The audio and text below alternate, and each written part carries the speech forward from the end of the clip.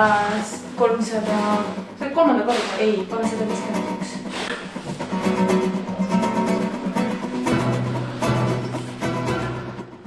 Kõik sai alguse 19. jaanuaril 2006.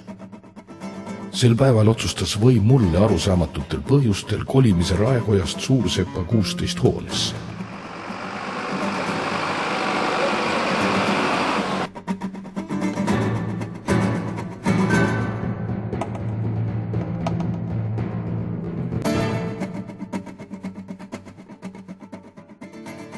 Aastal 1879 asusin siia majja mina.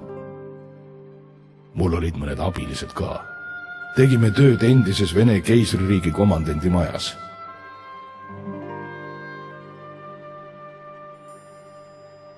Räägitakse, et isegi keiser Aleksander I astus sellest trepist üles 1804. aastal.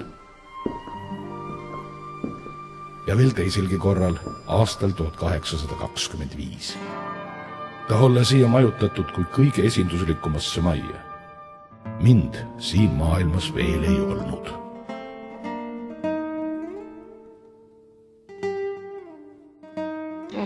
sajandi teisel poolel rakendati Baltimaades ka Vene linnaseadust. Selle seadusega Raad kaotas oma valitsemise võimu ja valiti linnakodanike esindus ehk linna volikogu. Ja linnavolikogu pani paika omasoodu linnavalitsuse, nii nagu see praegugi on. Linnavalitsuse ette otsa sai siis esimesena legendaarne Oskar Aleksander Brackmann. Käisin selles majas tööl üle 36 aasta. Selle maja iga tuba pajatab mälestustest. Olen ka mina ju noor ja ilus olnud. Töönarkomaanid, kes vahel õhtuti Raekojas töötavad, räägivad, et kunagine kuurorti rajaja peab ka praegu suurt hoolt oma linna eest ja õhtuti ja ka ööseti Raekoja trepid nagisevad veel tema sammude all.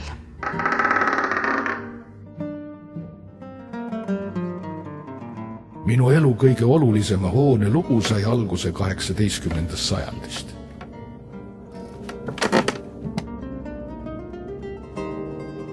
Ajalugu räägib, et Pärnusse olla jõudnud Valgast ülirikkad vennad Harderid. Nad rändasid sisse ja ostsid kokku linna paremad krundid. Ühele omandatud kruntidest ehitas 1797. aastal Harderite järeltulija, kaupmees ja oldermann Peeter Reinhold Harder Pärnu uhkeima elumaja. Sellest hoonest sai Pärnus klassitsistliku stiili musternäidis. Minu käest on sageli küsitud, mis oli enne Raekoda selles samas paigas siin. 12 000 aastat tagasi laius siin jää Paisjärv. Praegune linnaala sobis siis vaid kaugkalastuseks. Pärnu ala vabanes jäisest järveveest ligi 11 600 aastat tagasi. Eriaegsed asulakohad ja juhuleiud osutavad, et Pärnu jõe kaldapealsed ei ole olnud inimtühjad alates mesoliitikumi perioodist. Püsivalt asus inimene elama Pärnu jõe paremkaldale ligikaudu 9000 aastat tagasi. Linna asustamiseni kulus veel üle 8000 aasta. Esimesed täheldused linnaõigustest pärinevad aastast 1251, mil piiskop Hendrik lasi ehitada jõe paremkaldale katedraali. Ehitatud hoone tähistas uut asustust Saksa ordu koosseisus olulise tugipunktina. Katedraal jõudis noore linna elanike teenistuses olla vaid 12 aastat, sest 1263. aastal rüüstasid ja põletasid perona žemaidid. Kodutetta jäänud rahvas rändas jõe vasakkaldale. Maha põletatud perona jäi ligi sajandiks eluta. Elu hakkas keerlema vastaskaldal asuva linnuse sees ja ümber, tänases Pärnus. Aastal 1265 tähistas ordumeister esimeste linna privileegide saamist. Uus asustus meresuudmes sai peatselt määravaks sadamalinnaks Hansa linnade liidus. Mina sündisin aastal 1841. Mu vanemad olid vabrikandid. Ja minu esimeseks koduks oli Tuula küla. Pärnusse tulin siis, kui mu pea kõige rohkem koerustükke välja mõtles. Vähemasti minu ema arvates. Pärnu oli ilus. Tundmatute tänavasoppidega suur linnake väikese poisi jaoks. Elu käis jõe peal ja ümber ning inimesed olid lihtsad ja lahked. Mulle puges Pärnu kiiresti südamesse. Suuremana hakkasin uurima linna ajalugu. Kohutavana tundus fakt, et sõdade ja suure katkulaine tagajärel elas 1603. aastal linnas ainult 10 inimest. See mereäärne linn on saanud palju kannatada. Tema oli see, kes pani aluse Pärnule kui kuurordile. Ta tõi Pärnusse suure Valdovi tehase, tselluloositehase, mis andis tööd tuhandetele inimestele. Ja Raekojale tegi Brakman juurdeehituse, kuna volikogul lihtsalt polnud ruume. Volikogu oli arvult ju suurem kui linnaraad kunagi oli. Tagantjärgi tundub kõik suurem kui tol hetkel paistis. Ka Raekoja kõrval ehitatud juugendhoone avamise pidulikkus 1911. aastal mattus argielu muredesse. Mäletan, et linnarahvas annetas ehituseks 10 000 rubla. Lisasime linnakassast 6 000 rubla juurde. Selle hoone valmis saamine päästis volikogu juba aastaid kestnud ruumiprobleemist, kuid valitsemise probleemid ei kadunud. Ühtse meeskonna hoidmine ei olnud kerge lagunevas Vene keisririigis. Et Brakman vahele öösiti jalutab Raekojas ja mitte päeval sellel, kui nüüd naljaks panna, võib olla oma põhjus, sest üks legend räägib, et Brakman maeti öösärgis ja tema naine on öelnud, et ta ei lähe ju pallile, vaid ta läheb puhkama. Ajalugu muudab ajas tähendust. Meie käes on killukesed pikast loost, mille järgi paneme mosaiigi ja anname sellele tähenduse.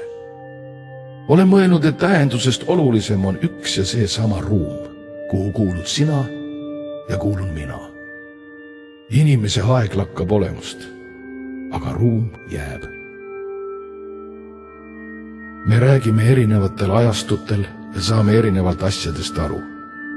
Aga ühel ja samal ajateljel oleme kõik võrdsed.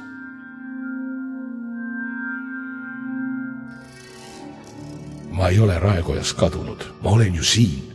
Te näete mind ja mina jään siia igavesti. Tean, kuidas valitses minu mantlipärija Jaan Leesment, kuidas Hugo Kuusner luges esimesena ette Eesti vabaks saamise manifesti. Järgneval 2 aastakümnel sündis palju olulisi otsuseid.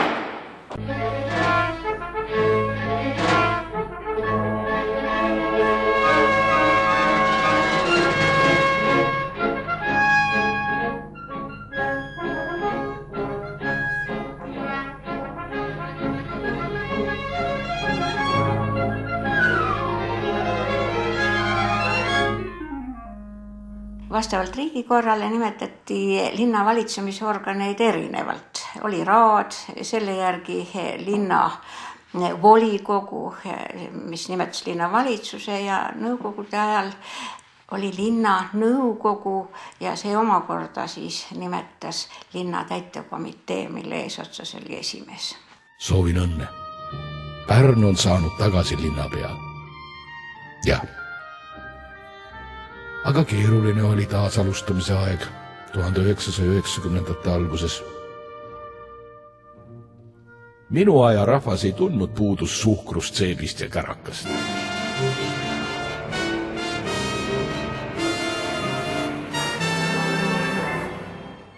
Kui tohin väikese ääremärkuse teha, siis Pärnu Raekoja minevikku ja tänapäeva ei ühenda üksnes minu vaim ja trepinagin, vaid ka midagi elavat, hingavat ja vilja kandvat. See on raehoovis kasvav pirnipuu. Juba aastaid on olnud pirnipuu oma õite rohkemail ajal kogunemispaigaks linnaametnikele. Olen tähele pannud, et mida aeg edasi, seda rohkem määrivad nad pabereid ja kõnnivad kontorist kontorisse. Ise väidavad, et kogu linnaaparaat püsib ametnike õlgadel. pole just tagasihoidlikud natuurid. 2007. aasta alguses oli maja pealt kuulda, et sel kevadel pildistatakse Raehoovi pirni all viimast korda. Hea ja austatud Brackmann, olnud peab austama, aga selles ei pea mitte kinni olema. Uue aja inimestel on vahest imelikud arusaamad. Sellele ei mõtle keegi, et minul hakkab igav. Härra Brackmann otsustas linnakodanike huvides. See on olnud tänasele linnavalitsusele eeskujuks. Sellepärast peavad kõik linnavalitsuse osakonnad asuma ühes hoones. Oleks ma seda teadnud, oleks ma Raekoja suuremaks ehitanud. Aga kõik, mida ma ligi 37 aasta jooksul teha suutsin, on juba tehtud. Viel Glück!